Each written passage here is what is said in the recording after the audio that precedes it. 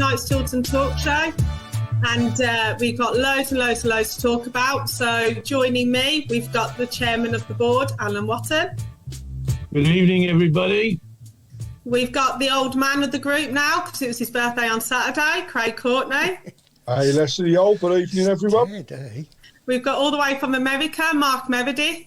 Good evening, Miss Giblin. Good evening, everyone. We've got my new best friend. Unfortunately, he's from Coventry. Got Mark Adams. Hello, everybody. Are you all okay? All good. I live in wouldn't Coventry. admit to him being your friend. Hey? No, I live in Coventry, but I'm not from Coventry. Yeah, well, he's from there now, isn't he? And then we've got the main man himself, Chris Brown. Good evening. Paul's in a hotel somewhere, chilling and relaxing, so he's stuck with me, basically. Oh, well. So it hasn't been very good. So we've had 8 defeats now in 8 away games, so I don't know if we can get any lower. We've got fans fighting as well. And in the concourses, we've got people having a go at people. So we'll see how tonight goes. So I think 3 of us went to Coventry. I think Watto went, and I joined Mark Adams as well. And obviously the rest of us watched it on TV. So, Alan, what do you reckon? What did you think of the game? What did I think of the game? Well, Oh, God. as soon as I saw the team sheet, I ruled out any chance of a win. We played all right for 20 minutes. We pressed them and did that, and looked like we might score, but finishing was shocking. Yeah. And then there was an incident about halfway through where Bakuna, playing in this sort of half right back, half right, half right wing, piled into their bloke and got booked. And from that moment on, we were like an open door down that side, because he couldn't put a tackle in. And he was outnumbered all the time. And from that moment on, it was just a case of how many. The annoying thing was that their strike force was frankly pathetic. Had they been anything like, we'd have been drubbed. Ruddy kept us in it. I think he was at fault with the first goal, but I mean, he was tremendous. It could have been embarrassing, and this was against a team that were below us in the table. Never forget that. All this business about we should beat this team and we should beat that team. We can't beat anybody. We can't beat anybody at the moment, and it's just not good enough. Do you think there's a reason for that? Or do you just think, well, I know that a lot of people would blame the manager, but do you go towards the players? Do you think that the players played well on Friday, or? I don't. I watch very closely, and, you don't see any signs of people not looking like they're at it. I caught Bielek once, I think, in about the 85th minute, not chasing back. He looked knackered. But apart from that, I don't think you can complain about the efforts. I'm never one for these arguments that people aren't trying. You can't go out on a football pitch, certainly as a professional, as an amateur, and not try. You can give in, but not try. No, it just doesn't work. We were short on numbers. The blokes that came in did as well as you could expect them to, and it's the ones that were the regulars that didn't come up with the goods. I mean, Stansfield got away 2 or 3 times and didn't get a shot on goal or didn't get a crossing, or same with Dukey. Dukey won every ball in the air and everybody standing looking at him. Just not knowing. They look lost to me. They look absolutely, where am I supposed to go now? Get the ball and I do something and I look up. Is there anybody to cross to? No. So I turn back and go back, and everybody starts moaning then, oh, they're going backwards. Well, you don't want to give the ball away. And it just, they have the appearance of having no idea where they're going. What do I do now? I think that's been for the last few games, hasn't it? Really, I think we just look like we don't know what we're doing with the amount of changes I think we've had over the last few weeks. Anyway, we've changed style so many times that we haven't stuck to it. It would be lovely if we could play again like how we played against Ipswich all the time. I think we do look a bit lost. What do you reckon, Robe? Well, going back sort of quickly about the game, I mean, the first 15 minutes, like the Rotherham game, we looked quite bright. Not outstanding, but we looked like we were holding our own. I thought Mark Roberts had a decent game. I must admit, I was impressed by Roberts. But then I'm sick of teams being average to beat us, if that makes sense. I'm sick of us being so bad that teams only have to be average to beat us easily. We may have had a penalty with Dembele second half, touch and go. You've seen them given. The second goal, I thought we should have done better because O'Hare ran horizontally across our middle of our defence. Not one person put in a challenge. No. They just backed off and backed off. It was a good finish, but there's just nothing about the team. There's nothing. There's no bond with the manager. There seems nothing there at all. There's no passion, no fight. Yeah. It's just Friday was indefensible. You cannot defend that because that was awful. And Paul hip kiss. Look who's turned up. Yeah. Good evening, all. Part-time. Not Paul. I think I agree with you guys. To be honest, I think as soon as Bakuna went and had that yellow card, that changed the whole game. I think. Yeah. I think that they aimed down that side, but the amount of cards that they should have had, considering that Bakuna's was a foul, and then it was a shame really because when I was on the coach, I was watching. Rowett talk and Deeney talk. And when they highlighted Bilic and how he was jogging back and things like that, I think I totally agree. It's made you think, are they playing for him? I don't think that they are. Yeah. I've never really been in an away end apart from the Zola and Cottrell where there was it was so toxic. Even between our own fans. Absolutely, at the end. Aimed at Rooney. I think on Friday night he had lost a lot of us. I mean, I never wanted him anyway. But I do think he's lost the fans. And even I've had, people who's put them down the road have gone, he doesn't get you guys. He doesn't understand. We've got injuries. But I just think against Coventry, we should be beating teams like that. They weren't amazing, but we just couldn't keep the ball again. So what do you reckon, Paul? Did you watch it? I did, yeah. It was just, I thought first 15, 20 minutes we were doing all right. Couple of attacks where we didn't really make we didn't make their keeper work, did we, I'll say. But as soon as they scored, really, I mean, I don't know what Bilic's doing for the goal. I mean, I know Dembele loses the ball, but he doesn't really want it there, does he? Bilic gives it to Dembele there, where he's got three players round him, and he loses it. And then he's just, like Troy points out on Sky, he's just jogging back like he's got a pair of Timberlands on instead of a pair of football boots, and it doesn't really make any sense to me when you're playing in a local derby against Coventry. Like the lack of effort there from Bilic, and I'm seeing such a difference in players that were so good for us before under the previous manager, the likes of Bilic and Sanderson when he was playing, Ruddy. They're just the shadow of their former selves, aren't they? Yeah, it sounds like. Go on then, Mark. Sorry, I was just going to say they're just drained. They're just drained of confidence. Like Alan said, they're bewildered, they're lost, they're drained. And I think we are as fans now. I think we're just numb to it now because it doesn't show any sign of improving. No.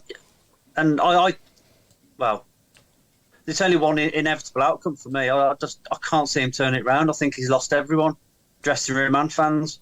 But there's such a lack of urgency there, isn't there? I mean, even the second goal, there's about five of them around the player that scores the goal again, O'Hare, and there's not one of them who just dives in on him to stop him. That's what I said, Paul. Just watch it. He runs across the face of the middle of our defence. And he's been working on that and training. That's the worst point. Can I just say, though, like, I'm agreeing with all of you here, but, I hate to keep going back to Eustace because, at the end of the day, he's not our manager anymore. But what we did have with him, and I'm the first to say our results wasn't always the best. I get it. Fans are saying, well, Eustace's results were the same. I understand that, but what we had is we had players that wanted to play for the fans and wanted to play for the manager and had passion and desire and heart. We don't have any of that now. He stands there clueless, passionless. He's got nothing about him whatsoever. He goes out on the interviews after and he just slags the players off every single week.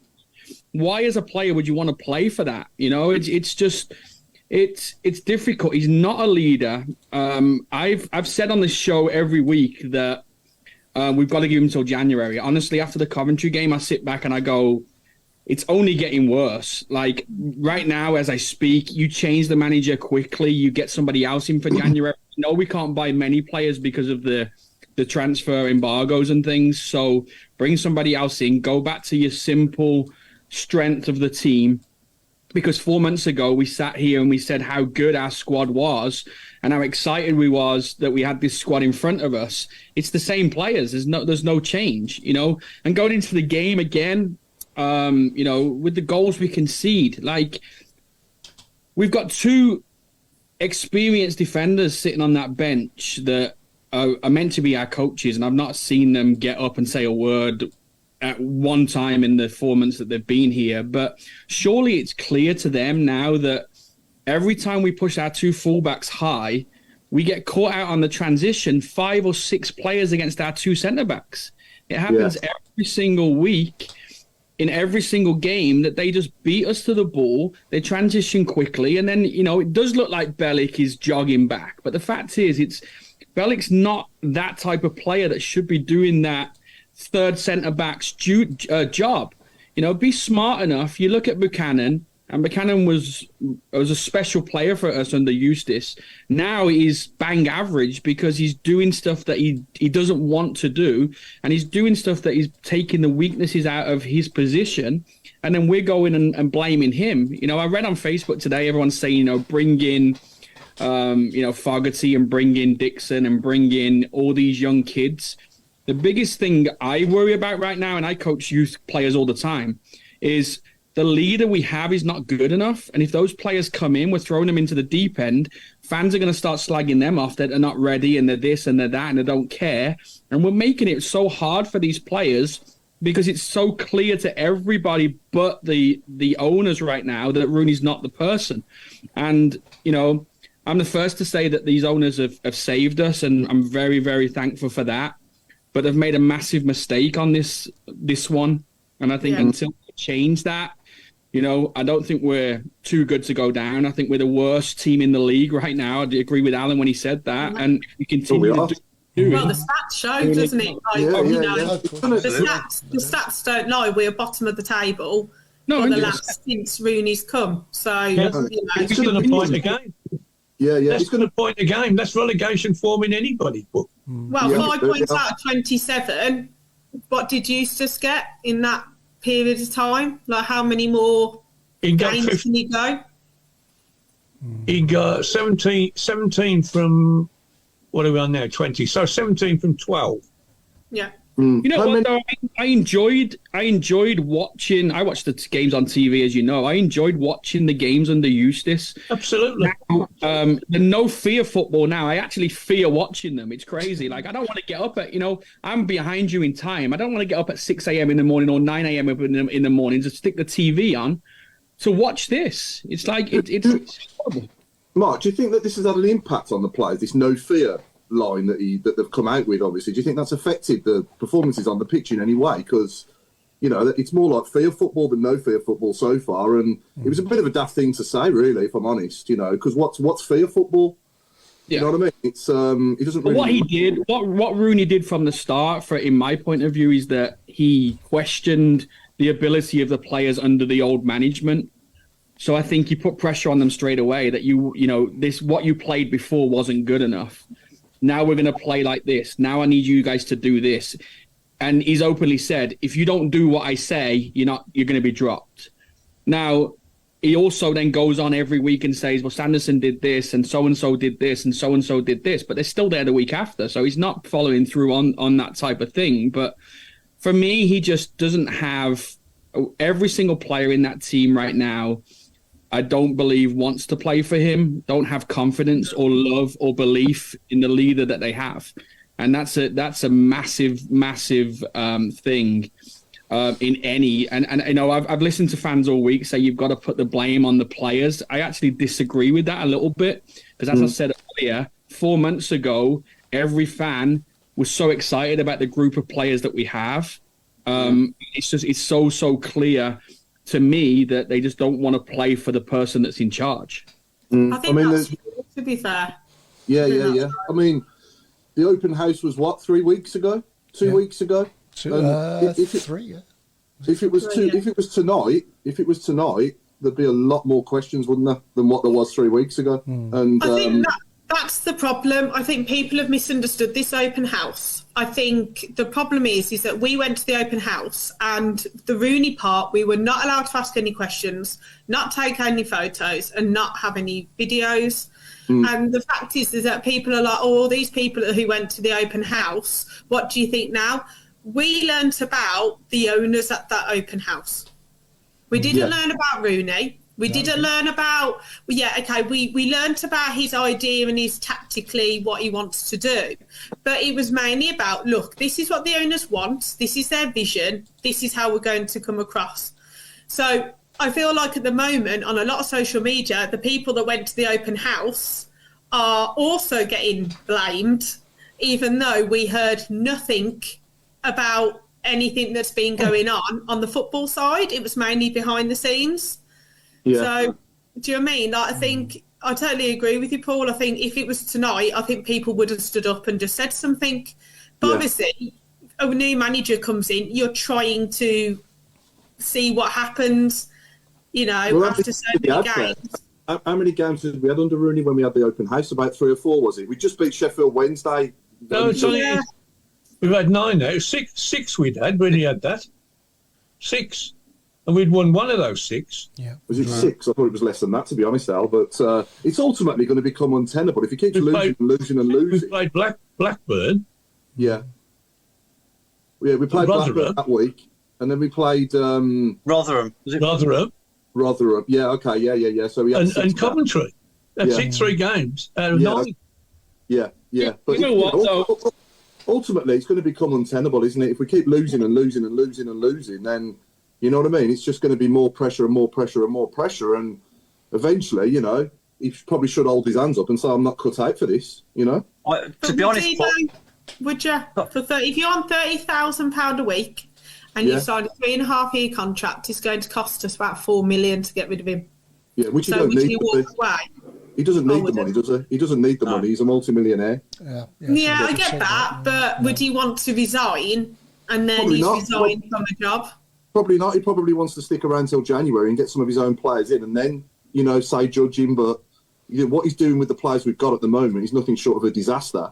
Go on, Al. I think one of the mistakes that they've made, whether it was the right thing to appoint a new manager or not, the gap between him coming and when whoever it was going to be able to make changes, i.e. the gap was too big because we were expecting to carry on as we were and get, you know, be averaging 1.5 a game. If we averaged half a point a game, which was about what we're doing now, by the time January the 1st comes down, who's going to sign for us? You know, we'll be in the bottom 3 and, you know, on a form rate of it was indescribably bad. So who's going to say, "Oh, I'll throw my lot in with this lad"? He's you know, he knows what he's doing. This club knows where it's going, because it won't. And that's the thing that gets to me, is that if we'd have waited till I don't know till this international break that's just gone, if we'd have waited till then it has more credence then, because well, we're only a month away from January, less than a month away from January the 1st. When he came, we were 2 months away, and we've lost virtually every game since. Yeah. Which means that the situation is getting worse and worse and worse. And by the time we get to the change, then we're going to sign some new players. We'll be in so much of a mess that we can't do that. We'll be able to sign it. I mean, somebody will always come if you pay them enough, but the genuine people that you think, oh, you know, the people like Stansfield, the people like Dembele, you know, keen as mustard. Yes, we're and they would Dembele have come in January? I don't think so. Certainly Stansfield would have been. I mean, he had the choice, didn't he? He had choices to where he wanted to go, and he chose us. He wouldn't choose us in January. No. I mean, I dread. Sorry, Paul. I dread going into 2024 in the bottom three, which I'd never have thought back in August. But now it's a very real possibility. We could be starting the new year in the bottom three, which is horrendous. Massive games, absolutely massive games coming up, and 3 of them were on Sky, so they're going. You know, we never do very well when we're on the Sky. What do you reckon, Craig? I mean, watching them on Friday, the thing I would say is I agree with that first 15, 20 minutes. We looked okay. The yellow card definitely made a difference, and again, this is not down to the result, but the standard of officiating and the just whole kind of, you know, just being straightforward, being honest, and actually being consistent was non-existent from that referee. Because I agree, Claire, there probably should have been 4, if not 5, yellow cards for Cov as well, which didn't come to fruition and would have made a difference. Bielik, right, I cannot at all disagree with the comments of Troy Deeney.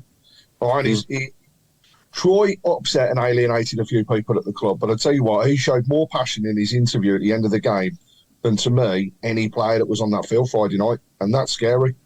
And this is coming from a guy who is a Blues fan and said himself he doesn't like knocking Bielik, he's a mate, but actually he didn't track back, and he didn't, and it wasn't once or twice. There were 3 or 4 occasions when he's not the fastest player in the world, but he could have put his foot in, right? Take a yellow card for the team.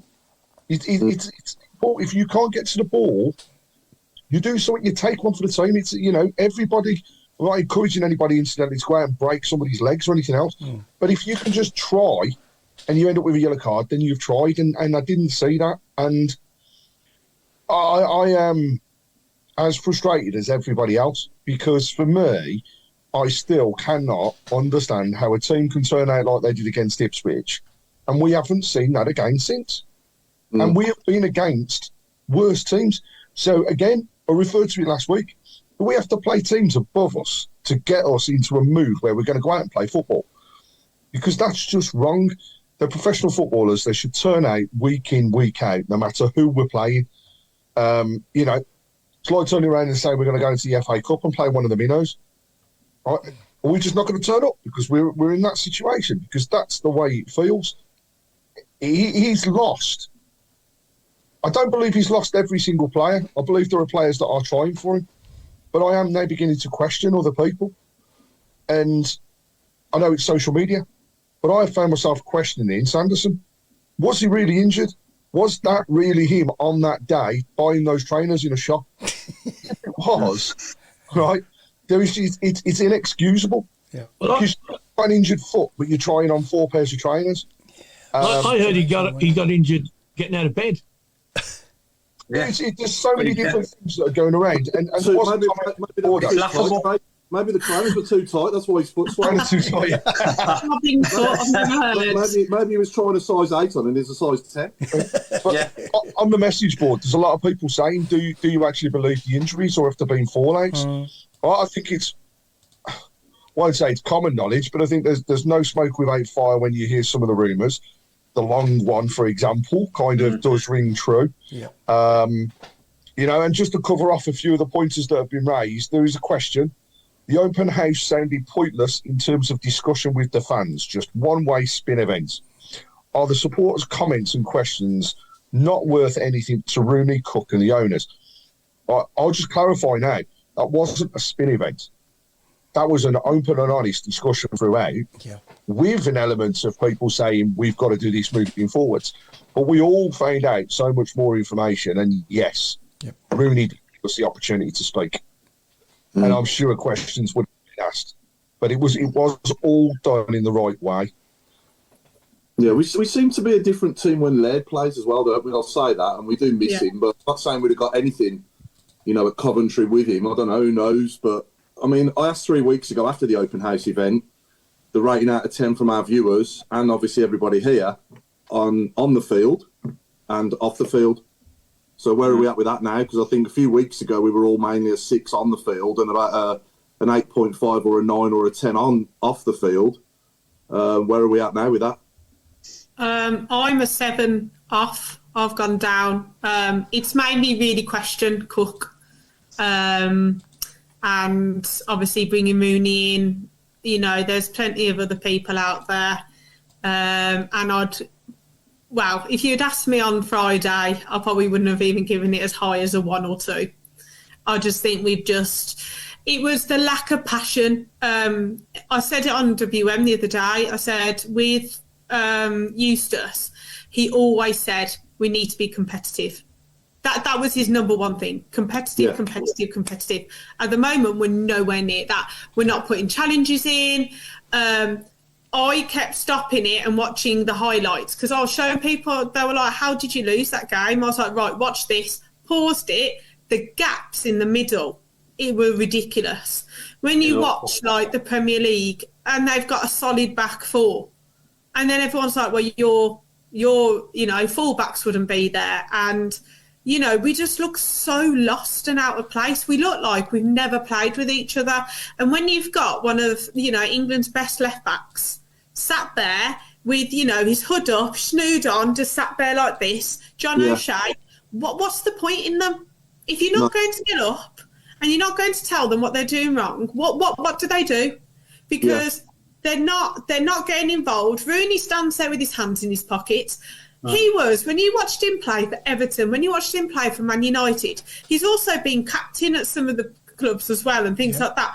Where's that passion gone? Like, you can't, if you've played football, surely you should know that, like, everybody's different, but these players literally need an arm around them. These players need you to be like, right, do you know what? We didn't work this week. We got to keep going with it because I promise you it'll work. Ipswich should have been that time. Look, everything we've done, look how well we played. It hasn't been. And literally, Friday was my breaking point where I went, do you know what? This is just ridiculous. You've got Coventry fans singing Rooney. We never sang Rooney. We never sang his name. And that really frustrated me when there was pictures all online with the Blues fans with Rooney. We didn't sing Rooney. The Coventry fans sang There's Only One John Eustace. And a lot of the Blues fans sang in with them. And he's getting sacked in the morning. And loads of people went, please, let's sack him. We joined in. We joined in. That was you, was it, Mark? That's not Blues. We normally back people to the point. We would run, I travel the country watching them. All we expect is some commitment and fight and competitive and putting, your ass on the line. Just be Birmingham. Do you know what I mean? Yeah, they're not playing for the badge on the shirt, and it means the world to us. But I don't know if it means the world to them at the moment. You know what I mean? The way they come out. But it did. 2 months ago. How's it changed? It's like a breakup from a partner, isn't it? Yeah. They obviously don't like the new person that they're with, so they're going, you need to leave. It's just ridiculous. Sorry, Alan. I think the word that you're looking for is edge.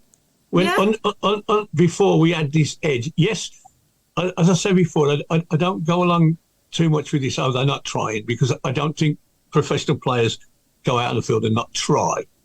But what is missing is the edge.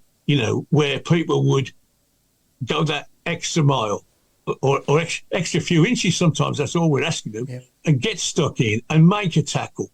And as Mark says, take a booking or whatever, and knock one of the opposition players flying. And we're here. That is what's missing. That edge that makes you, I don't want to play against this bloke. I feel that the opposition love playing against us now because they're not going to get roughed up. They're not going to get run off the pitch. They'll get an an average amount of opposition, and as long as they put in as much or a little bit more, they'll win the game. If we don't score, if we don't score, we can't win. We can't, and we can't even draw now. No. We must score. I've been on about this for 5 years now. We're a 1 goal a game team. Now, if we score 3 goals, it means we don't score for a month. It's simple as that. It's mathematics. And now we're not even a 1 goal a game team now. You look at how many goals we scored? 20? And we scored, we're still just about the 1 goal a game. But unfortunately, the gaps between the goals are getting bigger and bigger and bigger.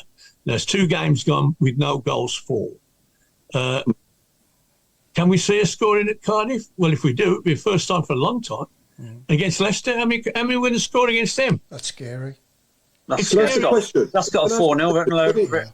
Sorry, Mark. Does anyone watch the Access Blues? After they've been at obviously on a match day, they bring that video back on YouTube, and I think I've only seen 1 or 2 since Rooney took over. But one thing I did notice was there was tunes pumping out of the dressing room when John Eustace was there.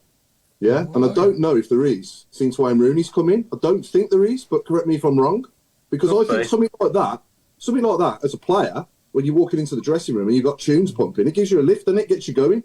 Yeah. But I don't know whether or not we're still doing that. But I did notice on Access Blues, especially when you watch it, that Eustace had like this massive speaker in the dressing room, and there was tunes going left, right, and centre. And I'm not saying we would have won the games if we'd have done that, but I'm just saying it gives the players a lift in the dressing room, doesn't it, before you go out there when you've got like some high tempo music going. What I suggest you do, Paul, is watch some of those videos from the Eustace days when they walking into the ground. They walked in like, we are the business. We're coming here. Okay, we only won one away game all season, but they walked in as if they were somebody. We are Birmingham City, and we're coming to. You watch him now, and I watched funny enough, just before I came on, I watched the one from Coventry, and the hoods are out. Even the what's in their ears have disappeared. They're all walking like they're going to a funeral. Yeah. And they're in Coventry, aren't they? To be fair, but I mean, the only thing I saw of significance was the young lad, what's his name, who came on late. He walked onto the pitch. Donovan, yeah. He walked on the pitch and he crossed himself and prayed. And I thought, well, that's significant. I've not seen that for a long time. That's the, they're pleading for help from above. I think he was the main. Yeah, he was. To be fair, I thought Donovan played well. He did all right. Good little cameo. His little cameo, actually, I was like, fair play. At least you come on and look like you are actually interested. I generally thought Dembele was. I thought he played well. I thought, actually, I'm going to say this, which is, I never thought I'd actually ever say this on this show, but I actually thought Mark Roberts was probably man of the match. And if anybody showed a little bit of that edge and wanted it and actually put in a tackle, I never thought I'd ever say Mark Roberts would do that. But do you know what? Fair play to him. Okay. Because as soon as I saw him on the score sheet, I was like, oh, no, here we go. But I just think that, it just shows, though, the lack of squad depth we've got. I think because as the well, amount of injuries is just ridiculous at the moment. I think as well, Claire, I think people like Roberts, they know they're not going to get many chances, and if they could be playing for the future, because they could well be off, they could be interested in January. So he's got to grab it with both hands, hasn't he? If I can quickly go around then. So, Claire, you're a what on the field, and off the field. So you was a 2 on the field, was you? Yeah, so it went from 8.5 to 7 off the field, and it went from, I think it was a 6 to now a 2. Okay, Craig? I was a 9.5 off the field. I stick with it, still being around an 8, but I was 7 on the field, and now 2. Can't change it. Wow, that's dramatic change in 3 weeks, isn't it? Mark Adams? I was 9 off the pitch, and I'm going to sort of stick by I'd probably say 8.5 off the pitch, but on the pitch I was 5. I've gone down to probably 1.5. It's awful. Yeah, Mark Meredith. Yeah, I've gone down from like a 6 to a 2, I think, on the pitch, and then I'd stick around 7 and 8 off it. Still, the excitement. My biggest fear is though, and I will say it, if we don't get rid of Rooney at some point in the near future, then we're probably favourites for relegation, and I think that takes 2 years off the plan. I think for the club and the city, I think it takes up 2 years off the big plan, and that hurts us even more. So yeah, I'm staying at a 7 or 8, but I do fear that dropping as well. The way the more weeks we go on. Yeah, Alan. I'll go 3 on the field, 6 off. And why I only go for the 6 off is the talk of what do they call them, money streams, etc., etc. Well, if your gates are dropping, like we've had 20-odd thousand a couple of times, and now we're back down. Parts of the ground are closed again. Yeah, that's the biggest stream that you can have is your fans. If they stop coming, then the sponsors will stop coming, everything else will stop coming. You've got to keep the fans happy. Now, the opening night tried to do that, fine, but now we got a Formula One car with one tyre out. Get it pumped up, else you ain't going anywhere. No petrol either, Al. No petrol either. No, exactly. Yeah. No driver. No wheels. What are you, mate? So I'm probably still off the field. Probably 8 on the field. Probably 2. Yeah. Okay. And what I was I was just going to say though, can anybody in our lifetime remember anything, any worse toxicity against a manager in charge than now? Oh yeah, Cottrell had a Zola, but worse than this, do you think? Yeah. I don't think it's. I honestly don't think so. it was worse. No, I don't think so. I think the Cottrell side of it, everybody wanted Cottrell with Redknapp, and that never obviously came off because they had some sort of clash. When he came in, everybody was optimistic. Zola, when he came in, people were unhappy. Craig. I was going mad when we employed Cottrell. I was really not happy at all. I think the difference this time, though, for me, is that nobody wanted Rooney. No. And I don't think it would have mattered whether we'd have come in, and got Rooney and we'd have gone on an absolute flyer. I still think there would be an element of fan base at the moment that would be saying exactly the same thing. We never want him. We don't want him. And that's the issue. That's, Claire covered it off. Mark mentioned it. In Cov, we have fans fighting with each other. Right? Now, that, to me, is true frustration. Because everybody wants an opinion, and the fact is, my opinion will be different to Mark's opinion, will be different to Claire's, different to Watto's, but we can't express it because at the moment, if you say, oh, well, you've got to give him time, then all of a sudden you're a Rooney lover, and, it doesn't matter. I think I saw a comment that somebody posted the other day on a message board, which was, and Watto, I did see you come back on it. If you like Rooney or have a positive to say about it, you're not a fan. No, it's just an opinion. And I know my connection cut off, but the one thing I wanted to just add was backroom staff. Paul, you mentioned it, right? The backroom staff for me have done absolutely nothing. Ashley Cole, I don't know what he does on the training ground, but when he comes out onto a pitch, right, I want to see some passion from him. I want to see him getting up, along with O'Shane, along with Rooney, giving those players the rockets that they need when they need it, but also supporting them when they're having the bad times. Because at the moment, every time the camera's on Ashley Cole, he's sitting there with a cover over his face, and he's almost sitting there as smug as anything, not doing it. Film, doesn't he, Craig? He looks like he's watching a film more so than he just doesn't. It doesn't show me any passion for this club whatsoever. Right? If Get rid of him. Get rid of him now. Get rid of him. Get rid of O'Shea. Right? They want people to show passion. We had the guy on the show the other week. Get Robbo in. He'll put the rocket up people's backsides. He knows what this club means. That is what we are lacking at the moment. This management staff do not, and management, when I say this is people on the pitch, right? Not the people in the back rooms and everything else. People on the pitch do not know what Birmingham means to the fans.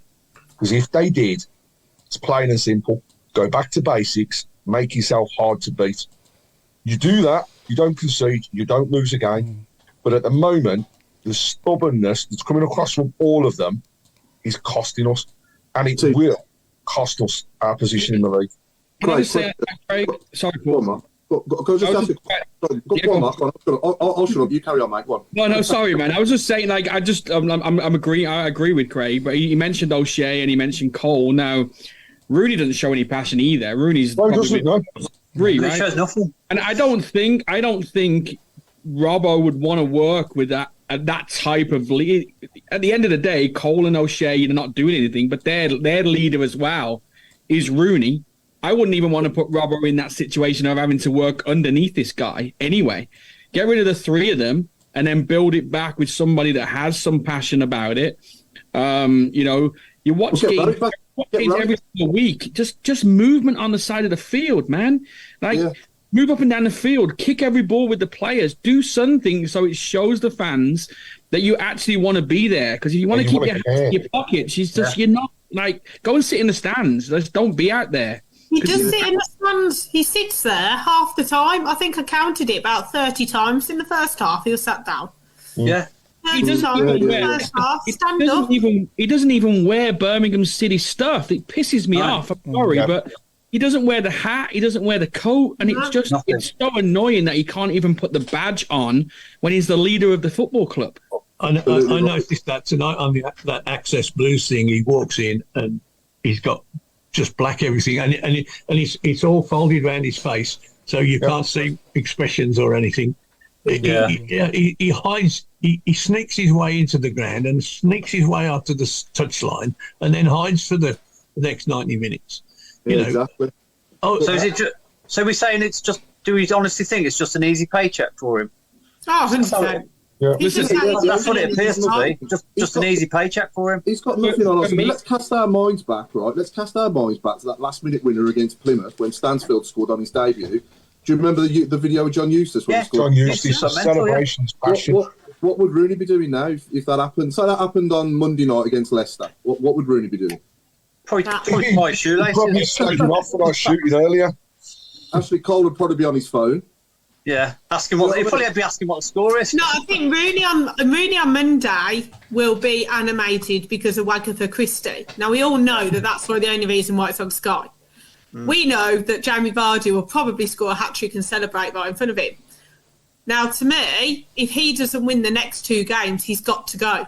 There's no ifs and buts about it because we are slowly going down.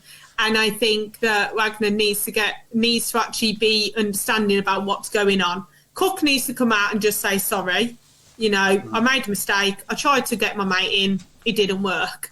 Yeah. But I wouldn't have Eustace back. I wouldn't have Rowett back. You need some fresh eyes on this. You need someone to the end of the season. We've got no money in January. So everybody's saying we're going to spend loads of money. It's not going to be like that. Hogan's apparently going to go to Sheffield Wednesday. You watch him. If he leaves, he'll bang the goals in and keep them up. Yeah, that's what will happen. Yeah. You've got Oliver Burke. Just needs to just keep being on TikTok and go. I wouldn't keep him either. I'd rather still have Deeney than him. Yeah. And I'd rather just have everybody's expecting this massive January. They even said it will be the summer, so it's actually worrying. And they've come out and gone, oh, well, all the players that are here really, really good. You've already come out and slagged them off. You've already come out and keep saying how bad they are. You keep saying how bad they are. You keep saying that they're not playing very well and all this. So, of course, they don't want to stay. I think there's going to be a few shocks. I really do. And I think there'll be some big names and the fans won't like it. you've just made a very, very, very good case for making Troy Deeney our next manager. Because I can't think of anybody else who would have the passion and the experience, etc., than him. Because if there is no other, I mean, John Eustace is a Birmingham guy, and Troy Deeney. What about Robbo? What about Robbo?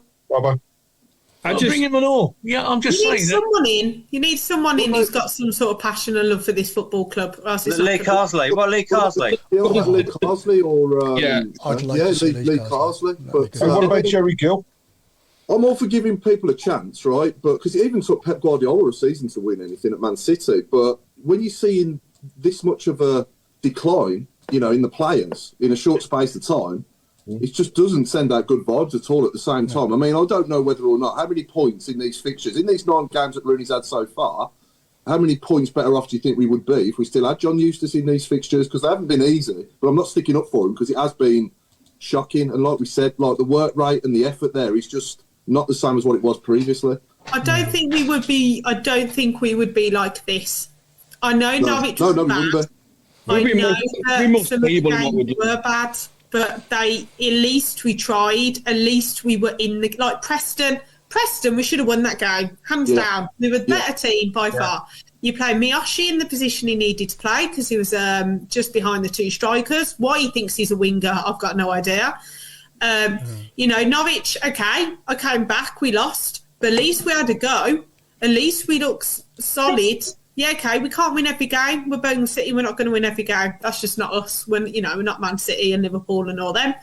But at least again, we were competitive. At least we had a go, and at least we had players that wanted to play. At least they came over to us. Mark Roberts was the nearest person. Bakuna threw his shirt in the crowd. All the others clapped and walked. Yeah. I mean, I would love Graham Potter in. I would. It'd be my choice if really did. Can I just say, Paul, on that? Sorry, guys. I would be annoyed if you went to Stoke. I really would. Firstly, I wouldn't agree with Troy Deeney. I think Troy, you got to have passion, but you've also got to have experience. You got to have understanding. I don't think he's not experienced as a manager. I don't know exactly what he's going to be like as a coach. He's never done it, so I think that's he's doing it at the moment. He's player coach at Forest Green. That's what I'm saying. He's playing so-called baby football right now. It's not the experience of the Championship is totally different. I think passion. I think it's great. Now, for me, and people will probably say I'm crazy, but when you looked at it and you wanted the big name, to bring the publicity into the club as well as somebody that was a little bit more experienced, then I think Lampard was your person at that time. Yeah, he bought it. He brought the name in. He's experienced. He did a good job at Chelsea in his first stint. He did a great job at Derby with no money. And he had the name and the thing about him that would have still brought in the publicity from everywhere.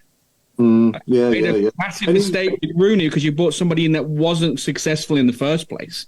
Yeah, Chris, we've got many fans' questions coming in, viewers' questions. Absolutely comments? Hundreds. I've got one here for Craig. He might not be happy about it, but here we go. I think I've probably read it. You've probably read that one. Hang on, I'll just get it lined up. Okay. So, Craig, this is from Andy Bonar. I hope that's how you say it. Craig, you've always said Rooney's going nowhere. Do you still think this is the case? My head, unfortunately, still says yes, because I don't think he's going to go anywhere. I just can't see our guys sacking him. I think he would have to walk. My heart, I want him to go tomorrow. And you know, I don't very often turn against managers this quickly. I'd love to give him a chance, but at the moment, it's not showing us anything. No. I just want, if there was one thing, you know, and we know people from the club listen to this, right?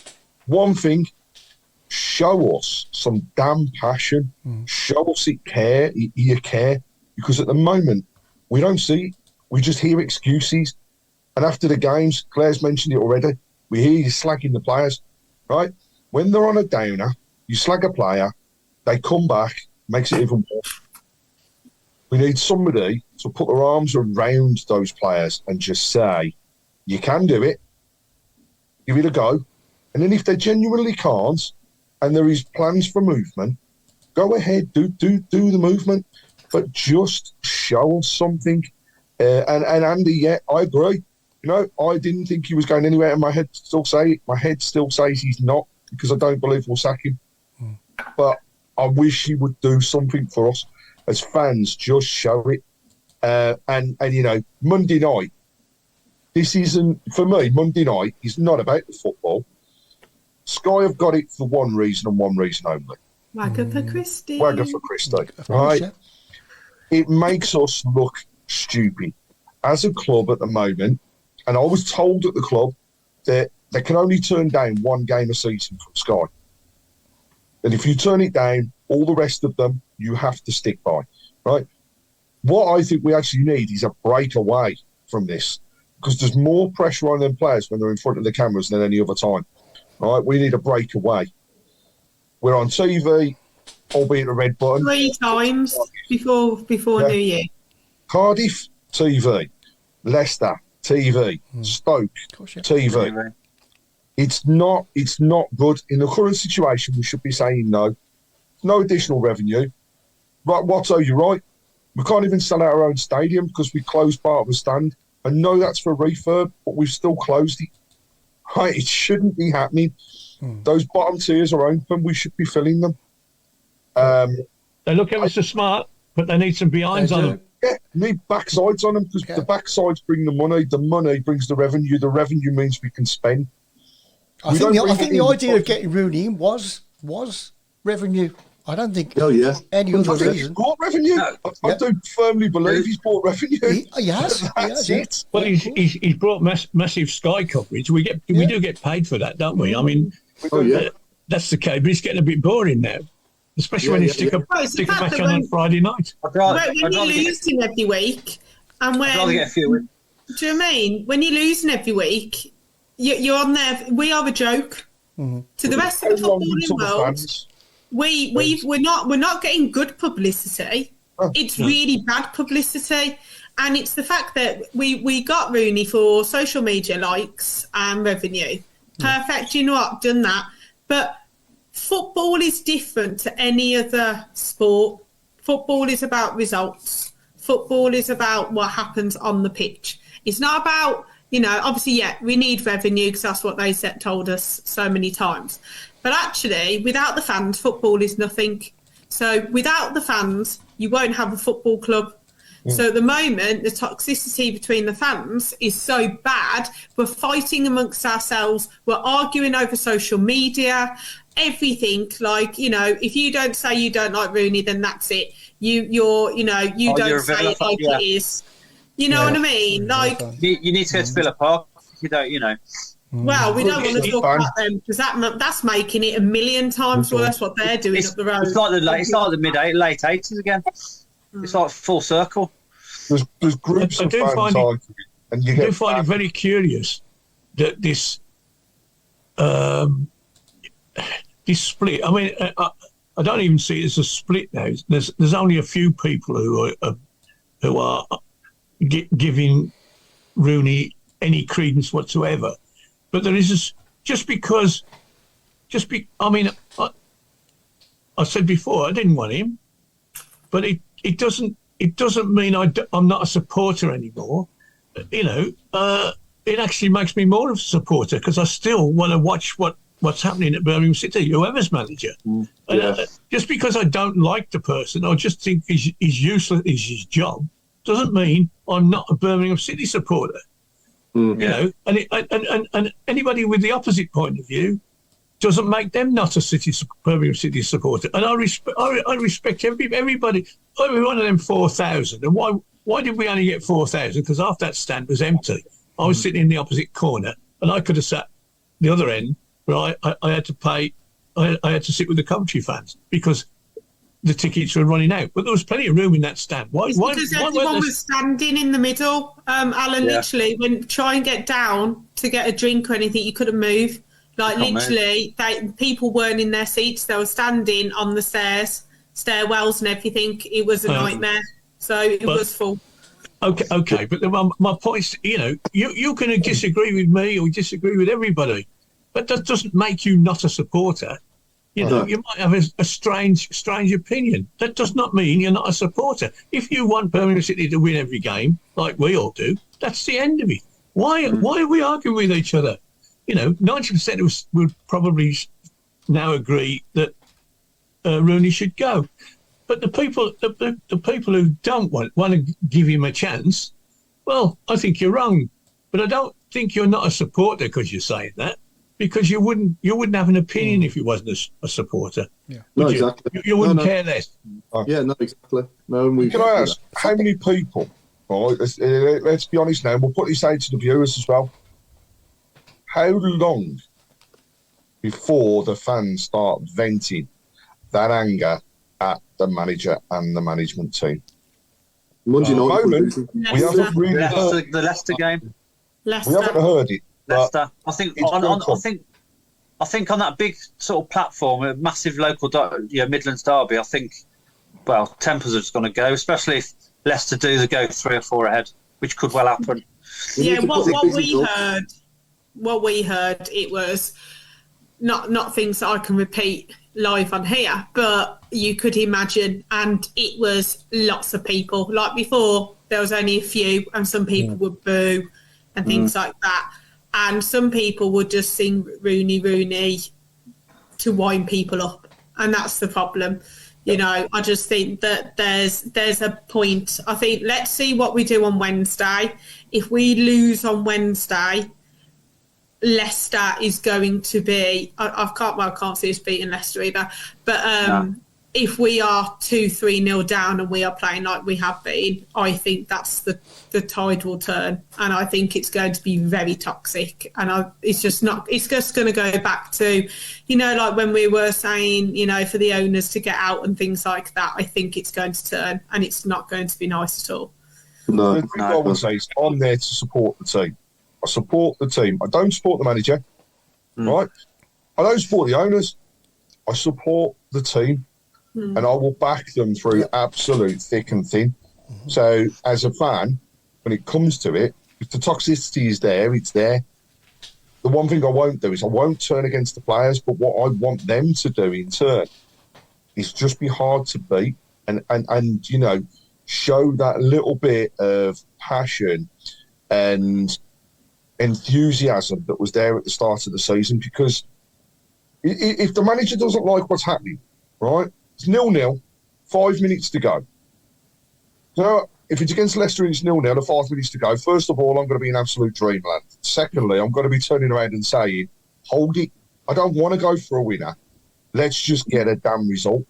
Right? Yeah. And let's walk away where heads can be held high. Because at the moment, I don't know anybody that's really looking at Monday and thinking we're going to get anything. No. And that's really, really bad.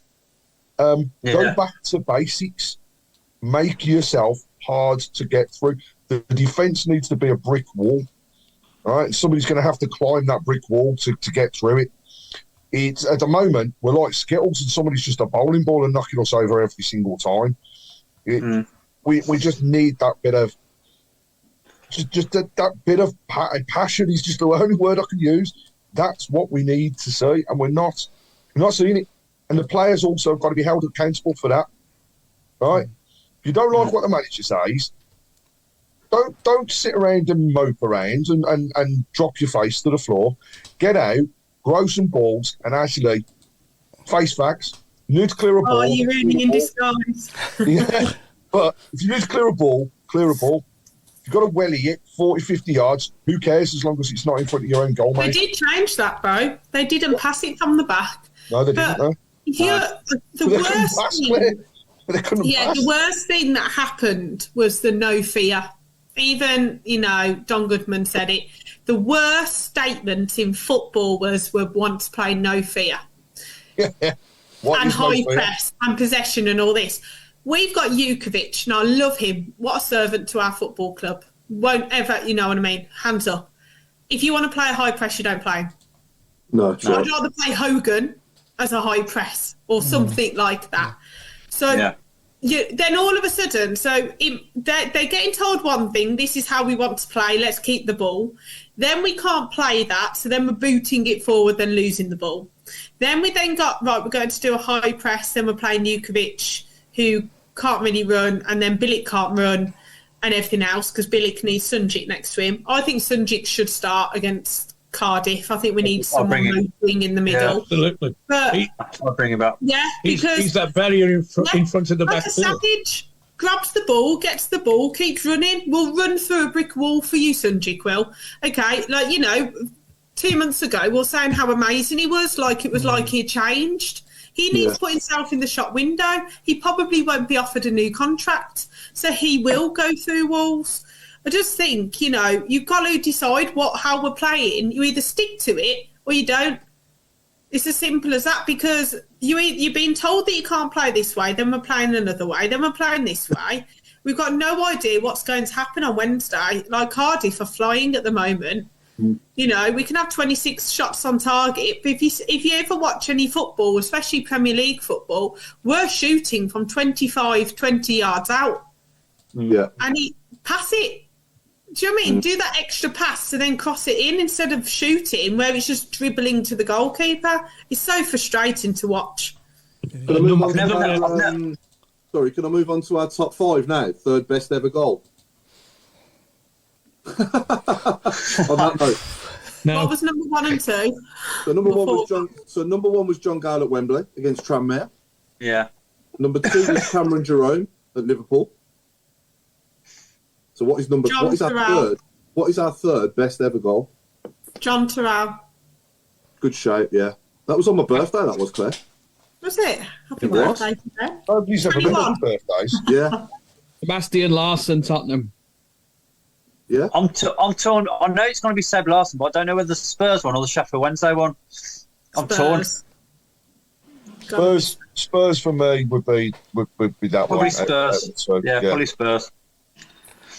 Boy, Rue Keefe done bowed up Derby. Yeah. I think for the sheer shock factor that none of us ever thought he could hit a ball like that, and he was a player at the time. And just whilst we're waiting for these to start coming through on the board as well, we've all been talking about the transfer window in January, right? And there's some comments coming through, and also now I've seen in the press releases as well, which basically highlights the fact it's going to be a very, very tough window. There's not going to be a fat lot to be done. No. And one of the comments out from the club is at the same time as we're looking for great players, we've also got great players at the club that are only going to get better.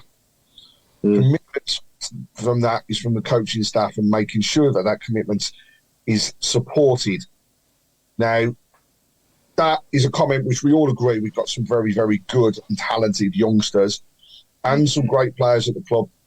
However, if they are absolutely seeping confidence as though he's going through a sieve, then there's only one way to keep that and build that back up, and that's by letting them do the job that they know they can do well.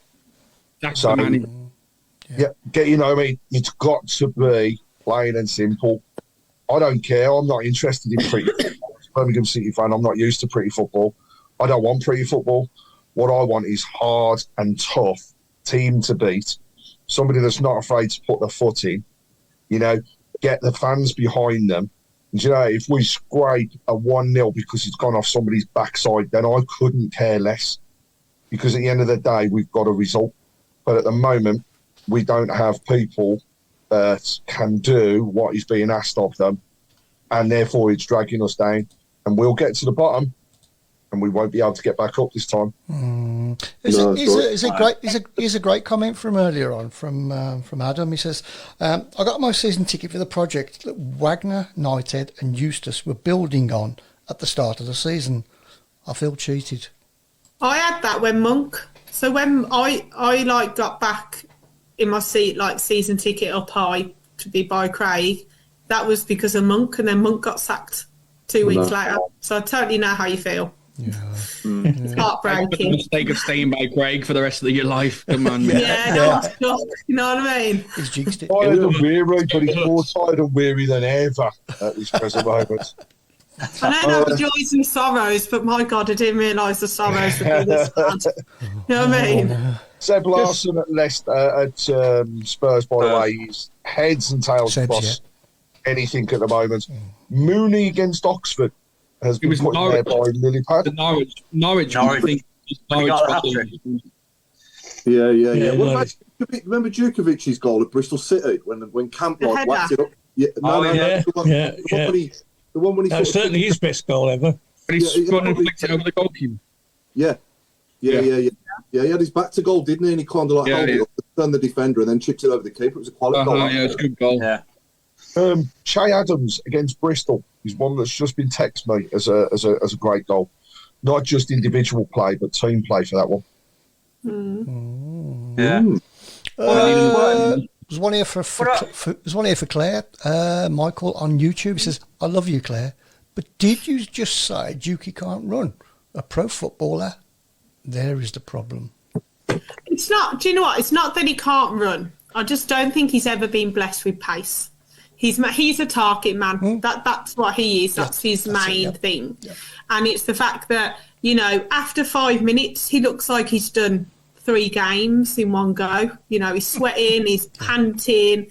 But that's just Jukovic. And as I've said, I'll never have a bad word to say about him, what he's done for our football club. Oh, yes. He's been there through thick and thin.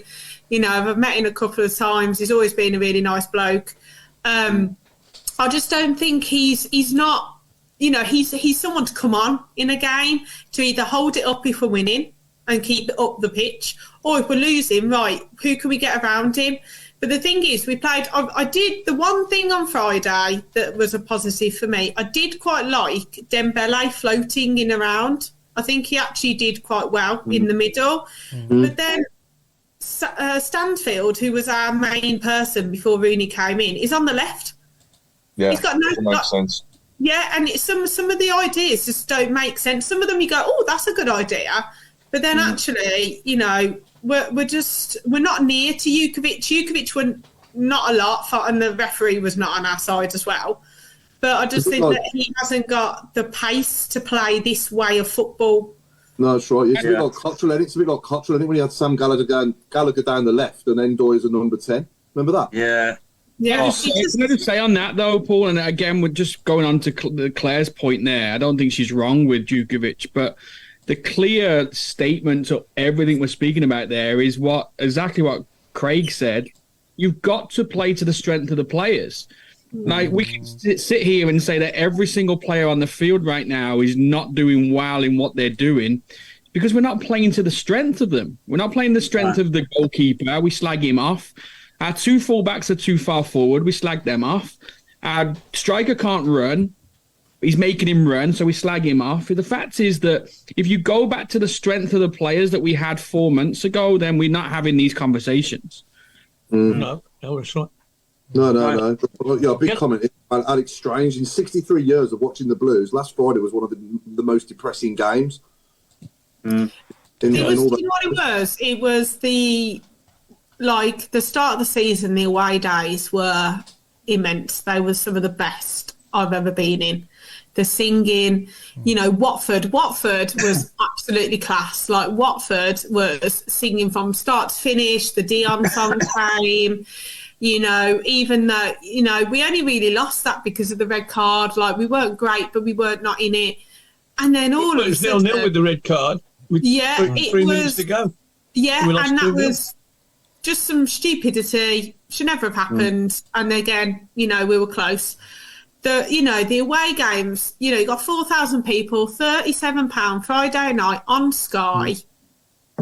And we did make some noise, but you just felt, well, what's the point? It's not like, we're trying to galvanise you. We're trying to give you, come on.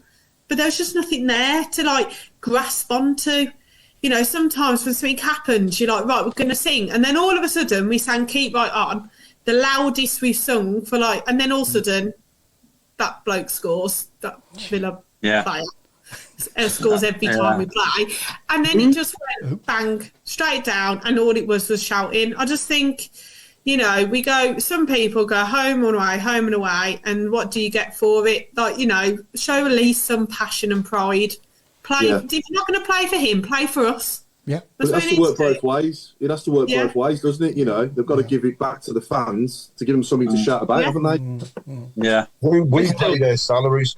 That's the way I look at it, right? Yeah. We pay their salaries. So now, give us something to earn that salary, and we know they can do it.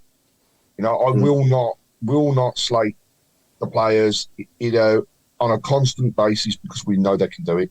But just show it. You know, Craig, even like we talk about the Ipswich game a lot on here and how good we were. I even questioned that one.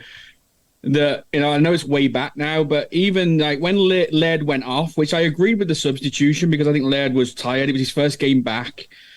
But for me, Longella wasn't the player to bring on.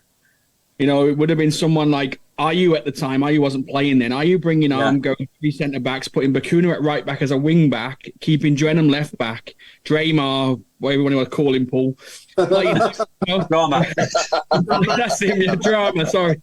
You know, but playing, you know what I'm saying? And solid the 3 defenders up and playing wing-backs. Bakuna was on the field. You could move Bakuna to right back. And I'm not going back to that and saying it was, at the time it was just what it is, but he threw Longella in there. And in the 10 minutes Longella was on the field, we conceded the 2 goals. So I even question then at even the game that we were very, very good at, we ended up drawing the game and probably felt like a loss because of a couple of substitutions we made late on. Mark, you're absolutely right about that game. And the problem is that you've watched the last 250 Birmingham City games and know the team inside out. And you, like me, when he went off, I went, oh my God, our defence is going to be torn apart now because it was just thrown together. Now, the problem was that our manager and his coaching staff didn't know as much about our players as you did, or I did. And I'll tell you what that happened with Zola. Zola did when we played. His first game was against Brighton, which was also on Sky, and their manager was our old manager, and their manager knew far more about our players than our manager did. and he made a change. He put Robbo at right back, and they brought on a kid who's now, I can't remember his name, who's now a regular in their first team, and they scored from the left, you know. And you're thinking that shouldn't have happened, but you know. Do these people not sit down with people who have been with the club for, you know, a length of time and have a full, you know, this bloke's strengths are this bloke's weaknesses are that. So I haven't seen him play before, but I'm not going to open him up to his weaknesses. I'm going to open him up to his strengths. And you can't learn all that in 5 minutes. I know that. But there's no continuity. You know, the only person left from last year is Mike Taylor. And Mike Taylor, I've watched him on the bench, and when we're losing, he's looking into the sky thinking, what am I doing here? You know, You think he would have been too arrogant? Same as all of us. I was just about to say that, Claire. Do you think it's a bit of arrogance or naivety on behalf of Rooney to sort of walk in? absolutely. I don't think he's Absolutely. naive. I think he's arrogant, and I think he shows that in everything that he does. I think that's why he doesn't wear the Blues badge because he's too big for it. He thinks. That's what I mean. Does he think, I'll walk into Birmingham, or I'll wave a magic wand, do a Harry Potter, and everything will be all right? I think we should have What signed would Harry we Potter. change? So for example, Wednesday night we've got Cardiff away. Would you put Etheridge in? What would you change? I wouldn't, Claire. I'll keep Ruddy, to be fair. I think Ruddy kept the score down on Friday. Yeah. That's He right. did do something strange though. So after their first goal, he walked to the 18-yard box and he just turned back and stared at the fans. I don't know what was being said. I can't tell you that. But I was like, that's a bit strange. He literally walked, turned and just stared for about 2 minutes. I don't know if something was said. But like we thought he was 3 months ago the best goalkeeper we've ever had, apart from Ben Foster. So I know a lot of people are asking, should we put Etheridge in goal? But what else could you do? Would you start Dixon? Would you start Donovan? Would you give Hogan a chance again? I don't Donovan know. for What me. could we do? Yeah. I'd start Donovan. I think Dixon needs he needs to be on the bench. He needs actually to almost be, dare I say, thrown in at the deep end to see just how good this kid is, because he is shining through in the 23s. Sometimes you have to chuck somebody in, you know, to say, I think so. Go out and show me you can do it, you know, stay afloat. And if you can stay afloat, you've succeeded. I agree. No, I don't think Ruddy should change Wednesday. But what I would do is just make sure that we've got the toughest defence with, not, dare I say, no flamboyancy. We don't need the flamboyancy. We just need some people to defend. The issue is we don't have a right back. We again on Wednesday we won't have a right back. So do you play Bacuna there? Do Sanderson is maybe injured, maybe not injured, but he won't play either on Wednesday. Right. Long won't play Wednesday. Just. I wouldn't leave Roberts out after the way he played at Coventry though. Anyway, available. He's my first start. Anderson's available, then you move Ayew to right back. That's what I would do. Ayew's a more stronger right back than Oakley and Bacuna. Yeah, straight away. Yeah, we just need to go back to basics and just try and get some points, you know, somehow. Even if we start from a defensive base rather than trying to attack teams, you know, go 4-4-2. Yeah, I would. Play one holding, one attacking. Maybe Bacuna in the middle with Sunic, as you say, and then on the left you could have Dembele, and on the right you could put Donovan. Yeah, and then or Miyoshi, and then up front put Djukovic and Stansfield, or Hogan and Stansfield. Yeah. Could we play two goalkeepers? I'm just asking for a friend. Can we play with 15 people? Can we just trick everyone on? Can I ask one thing, Chris? What's in the box? Well, I'm glad you asked me. Well, can we just say one thing though? The only shining light in our football club is the women. Absolutely. Yes. I really enjoyed the game yesterday. Thank you. Yeah, so we won again. Was it 2-0, Alan? 2-0. 2-0. Until very late on, 91st minute to get the first goal. I think 92nd minute to get the second. Classic second goal. Oh, brilliant. Absolutely superb second goal. But you know what? It's FA Cup into the fourth round, and the winning streak continues. Mm-hmm. Just such a shame that we get to this weekend, very tough league game, and then a massive break until well into the new year. But, you know, hopefully, incidentally, on the show that we can get a few of the players and maybe even Daz Carter on to come and talk to us about that more and more, maybe during that break. But, yeah, Chris, what's in the box? So we have touched on it briefly, about 15, 20 minutes ago. In the box, Sanderson's trainers. So in the box, 3 points. Yeah, 3 points. In the box is a very appropriate one word. That's all I'm saying. One word. Yeah. Badge. Oh, for sake. That was good. Well done, Claire. Right, night over. Are you septic? How did you get that? Wow. It's featuring me, do you know what I mean? Like, you can't Chris, put something back in the box. Put something else in the box. Let's put Claire in the box. Don't keep it quiet. No, that was Claire's writing. That was. I now feel how Mark pretty and good. feel when we do that squad game and they get it right first time. And that, ladies and gentlemen, what's in the box? Have we got anything else, Craig? For the next 10 minutes. No hope is in the box. Craig, we got squad game? Craig, squad number game, anything like that?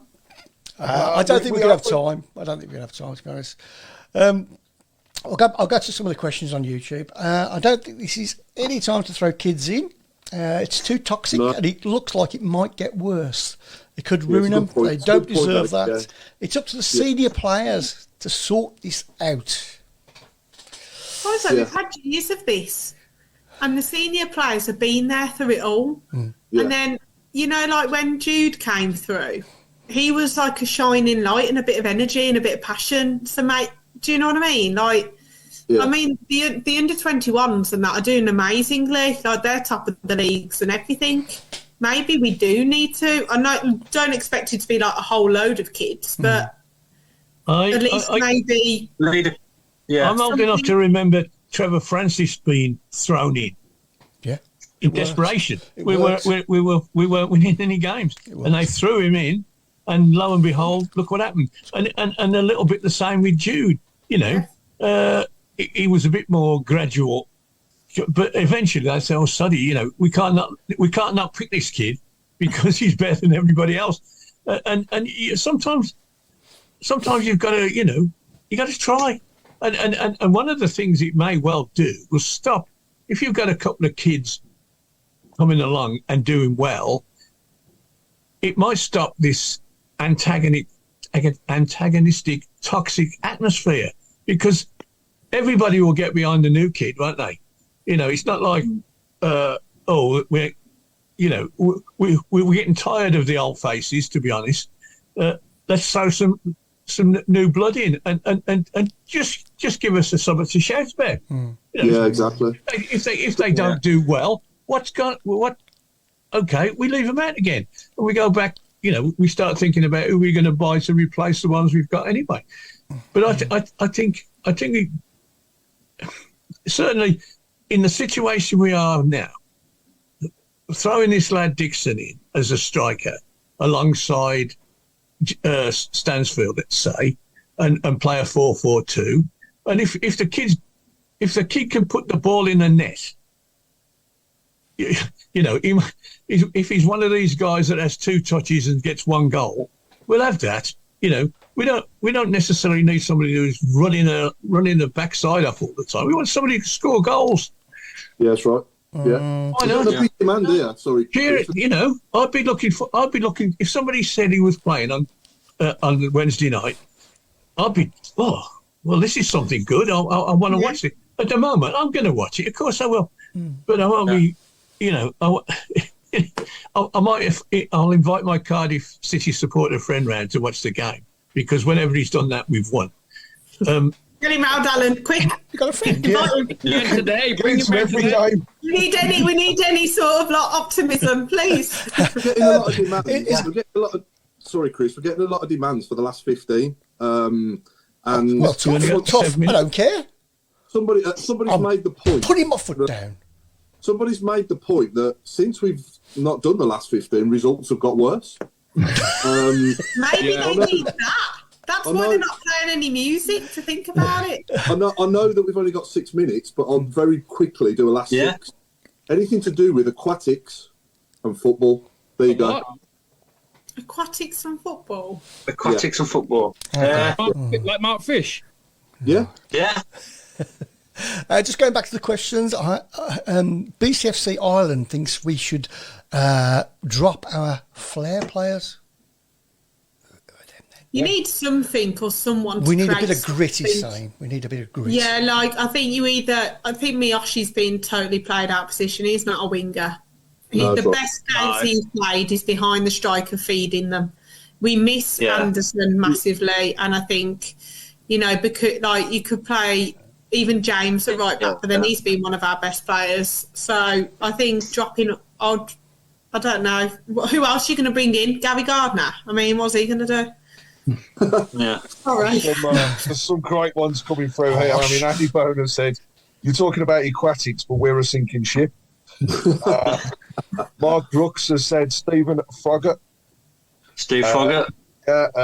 Paul Heath has said Steve Guppy. It's the one-off special. This one's great. Codney Marsh. Codney Marsh. This is the one-off special. This is the one-off special because I'm superstitious. We're going to win on Wednesday now after I've done that. Okay, Claire's had enough. She's got off now. Tom Kavanagh has said Blues are carp at the moment, so I think that might be a misspelling. Yeah, it might be, yeah. I'm still here. Oh. Gone off. I know. When we talk about the youngsters as well, and you know, giving them a crack, Donovan, when he came on, was a spark to the team, and that's one thing that really did stand out on Friday. I think we had our first real good go at goal when he came onto the pitch. So, you know, he needs to be given a run and to start in the game to see what he can do. But then also, Stansfield and Djukovic could form a great partnership because you've got somebody that can win the ball in the air and somebody that will run on behind. But they've got to be played in those positions. You've got to play a 4-4-2. and stick rigidly to it for that to happen. So, why not? It'd be like sorry, Craig. It'd be like an up-to-date version of the Shea and Dukey partnership a few years ago, wouldn't it? Yeah. I think it'd go down a treat, that would. I would drop Billick, 100%. I would. I think he needs to be dropped, and I'd bring Sunjic in, because I just think that if he has another bad game, I think fans will turn, because now the whole world's seen him jogging back for 2 or 3, the goals. It's also been reported he's our highest paid player as well, which doesn't help anybody, that sort of remark, whether it's true or not. Doesn't help the player, doesn't help the club, doesn't help the team. That's neither here nor there. He could be the lowest paid club. He's still got to run, and he's still got to do his bit. What he gets paid is not relevant to that. You might think it is, but it isn't really. And it's non-help. It's just not help, because people get he's paid the most. He ought to do the most. Well, football ain't like that, is it? He should do his job. And that's the be all and end all of it. And running back and tackling and whatever is part of his job, whatever we're paying him. But I agree. I'd have Sunjic. Sunjic looked at it. I mean, he was only on for 5 minutes or so, but when he got the ball, he looked like he'd have that edge. If he'd have played from the start, he might have had that edge. He might have got booked or whatever. But he tackles and he chases and he protects the back four. I would, at the moment, certainly wouldn't have anybody else in that position but him. Again, but then you get the talk about James. Now he's a 110%. That gives everything, etc., etc., etc. But he's, how shall I put it? He's young, he's inexperienced. He's either wonderful or he makes a mistake. Is that what we want? But to say, it's not our job. It's Rooney's job. Can I just say, I don't Alan, want somebody making a mistake as long as they try. Yeah, That's right. You know what though, Craig, and I hate to keep going back to it, but playing the fullbacks too high on the field is putting too much pressure on our number 6, either that's Bellic or Sonic or anybody. The problem is Man City get away with it and do it well because they got Rodri in their team, who's the best number 6 in the world for me, or one of them. We have got Bellic, Sonic, James. We don't have the quality of player to play the position that he wants them to play in when he's only got 2 centre-backs at the back and he's got his full-backs playing as wingers. This is the problem, and we're going to continue to keep on at our 6s and say they're not good enough. They're not good enough because they're playing in a system that doesn't work for the team we have around us. Right, 100%. They're just exposed, aren't they? Yeah. And Paul, you've definitely started summing off, mate, because we've had some great ones through, actually. So just as we're wrapping up, I'm just going to read out a few of them with Ricky Otter. We've got Bert Troutman. Oh, it's not a fish. You said a mammal. Tuna. Picky, but It's a good one. Darren Rowbottom. Yeah, right. Shark Roberts. Lucas Djukovic. I don't, Beach isn't really aquatic, is it? David Seaweed. Ronan Whale. What else have we got that we haven't seen before? John Bass. John Bass. John Bass. Adam Wilkes has definitely been thinking too much about this because Shoal Amiobi. Yeah, that's good. Very good. Okay, then, Claire, it's up to you. Play us out. We'll run over. Right. Well, I thought because Paul was back, I didn't have to No, do this bit. no. You're the boss tonight. So let's see what happens. So what are our predictions before we go? Oh, good. Are we having any? Oh, God. Wednesday, I'll go... Oh, God, it's hard, isn't it? 'Cause I think we're going to lose. I'm going to go 2-1 Wednesday. Yeah, 2-1 to Cardiff, I'm afraid. Yeah. Okay. Yeah. Anyone else? 4-0. Are we all saying a loss? 4-0. I'm 4-0. losing. 2-0 both games. We're losing 2-0 both games. Oh, no. Oh, sorry, I didn't do Leicester. Oh, yeah. Leicester, I'll go 2-1 to Leicester as well. 2-2-1s. 2-2-1s, 2-2-0s. I think we'll lose. I think we'll lose to Cardiff 2-1, and I think we'll lose to Leicester 3-0. Craig? I think we'll lose to Cardiff 2-1. And as much as I don't want to say, it could be 4 against Leicester. Yeah, so. 3 or 4, 3-0 Leicester. I hate talking like that. Please prove me wrong. Of course, I know where you're all coming from, but I'm going to say we're going to sneak a point at Cardiff and not get thrashed against Leicester. It'll only be 2-1. 2-1. It won't be a 4-0. It won't be a 4-0. Chris? Yeah, crocky. Yeah, I could see 4 goals in both games. We might. It could be a 4-0 and a 4-1. I think. Sorry. I'm going to go 2-1 Blues on Wednesday. I'm going to be optimistic. Yeah, you don't believe that, do you? Really? No, I don't. I'm in And I think we're going to get battered against Leicester. So hopefully I will be wrong, but hopefully right against Cardiff. Right then, Sorry, Claire. I was just going to say I'm in Caerphilly now as I speak to you, and I'm going to sprinkle some blue stardust all over Cardiff. So It's well, thank you all for watching, and it's a good night from me. Paul? good night from me. Good night from Mark Meredith. It's a good night from me, and it's a good night from the robe. It's a good night from me. It's a good night from Mr. Courtney. a good night from me, and it's a good night from the chairman. And it's a good night from me, and a good night from Miss Brown. And it's a good night from me. Good night. Good night, John Boy. Good night. All the best. Good night, Craig. Has he left yet? Mark, I need a word. Good night. Mark, you might get some friends soon. I've got to slop out in a minute. Craig, what's it like being 60? He does Just look as good old. as he was when I was 59. I thought he was older than that. Are you serious, Craig? I look good for the age, then, old Potter. No, I think you're doing all right, mate. It's a great face for the radio.